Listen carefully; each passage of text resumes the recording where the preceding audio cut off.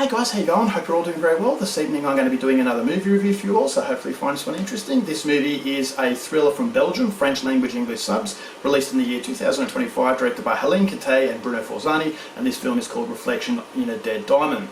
So Reflection in a Dead Diamond is about this elderly spy. He's retired. He's now seeing out the rest of his days in a luxurious villa in the countryside, but he realises that his neighbour's gone missing. Now the disappearance is linked to his past, and now the past is going to come to the present, which is going to complicate the future. So as he goes on a quest for the truth, he realises that things are not what they seem, and what happens at that point on is something you're going to have to find out for yourself, because that's as far as I'm going with my synopsis.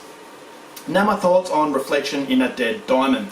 Unfortunately, this movie is a prime example of style over substance. Now these directors, they do pay homage to giallos, so if you like giallo films, then you're going to get something out of what these directors made. But the problem I had with these directors in their previous films is that it was all about style over substance, and it clouds the way of storytelling. So their first movie, Neighbour, which I saw, and I was really hyped to see that movie because it looked good. It was a Belgian-French horror film, so I thought, all right, well, this is going to be something to behold.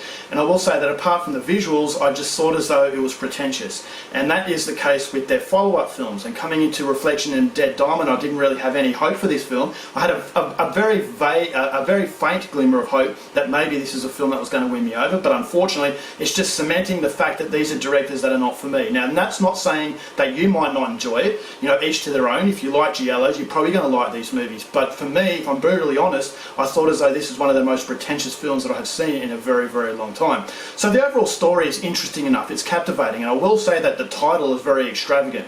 Now, one thing about these directors, they really know how to market a film because their titles are extravagant and they do set themselves apart from other films. And so that's the reason why I wanted to try this movie. You're probably thinking, why are you watching movies from directors that you don't like? It's just those very captivating titles that just get me. And so I was hoping that maybe this would win me over, but unfortunately, as I said, it just didn't do that. So the captivating title, it really sets the standard. I thought the overall story was interesting enough, and so I wanted to see how they were going to play this out. So the visuals are very striking, very, very vivid colouring, almost like a caricature nature. It's a very surreal nightmare that the movie conveys, and so that is something that you would get with trademark giallo, trademark Dario Argento.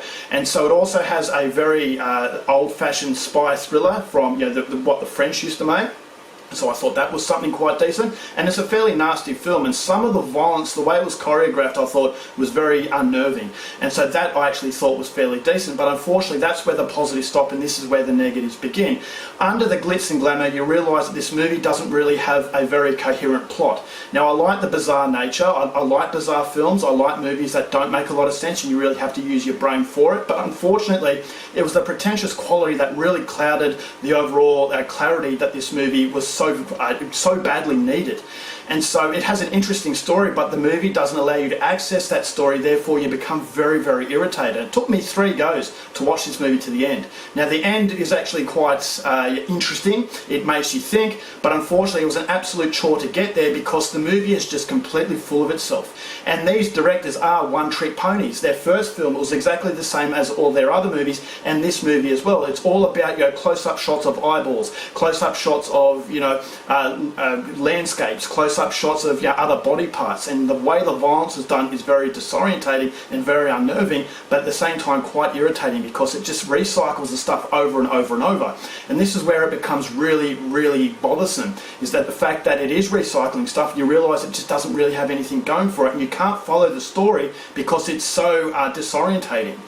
And so I just kept on feeling I want to know what happens in this story and what's going to be the conclusion, but unfortunately I'm just completely gobsmacked by all these visuals that are thrown in there that just get in the way. So it's a very convoluted feeling that the movie had, but it didn't have to be convoluted. It's just all those elements of visualization that just strikes you as impressive at the start, but unfortunately it just becomes old by the time that it finishes. And so it's a very, very tedious experience. It's just really, really superficial, and if you want a movie that does have a storyline to complement the visuals, then unfortunately this is not a movie for you. So Hélène Cattet and Bruno Forzani, for those of you who like these directors, each to their own, but for me, I just think they're full of themselves. I think they're incredibly pretentious, and it's just that superficial quality that just makes it really, really difficult to follow what should have been a simplistic sort of storyline. So unfortunately this is not for me. I'm not recommending. I'm only going to give this film 1 star. Alright guys, that's it for my review. Hope you enjoyed it. Till next time, coaching movies, and I'll see you later. Bye.